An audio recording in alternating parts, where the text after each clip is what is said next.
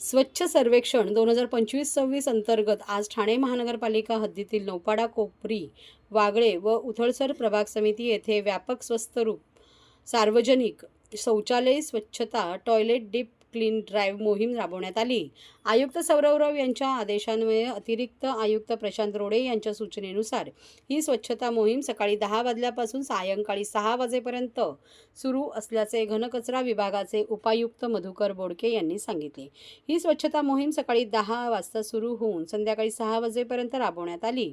नागरिकांच्या आरोग्याच्या दृष्टीने अत्यंत महत्त्वाच्या असलेल्या सार्वजनिक शौचालयाची सखोल स्वच्छता, निर्जंतुकीकरण आणि परिसर सौंदर्यीकरण हा या मोहिमेचा मुख्य उद्देश होता।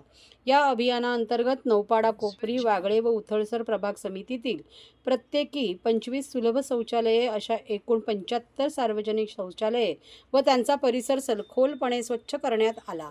शौचालय परिसरातील दुर्गंधी, कचरा, साचलेली माती व डाग पूर्णतः काढून टाकण्यात आले। स्वच्छतेनंतर फिनाईल विभागामार्फत सर्व शौचालये व परिसरात जंतुनाशक फवारणी करण्यात आली। तसेच स्वच्छतेदरम्यान डांबरी गोळी, air freshener, phenyl, acid, bleaching powder आदी साहित्याचा वापर करून शौचालये निर्जंतुक व स्वच्छ व वापरास योग्य करण्यात आली। पाण्याचा पुनर्वापर यासाठी कोपरी, ठाणे येथील शुद्ध केलेल्या पाण्याचा वापर करून ही स्वच्छता करण्यात आली। त्यामुळे स्वच्छतेसाठी ताज्या पाण्याचा वापर टाळण्यात आला। प्रत्येक प्रभाग समिती अंतर्गत 4 लहान जेटिंग मशीन्स व 2 उच्च दाबाची मोठी जेटिंग मशीन अशा एकूण 6 जेटिंग मशीन्स तैनात करण्यात आल्या।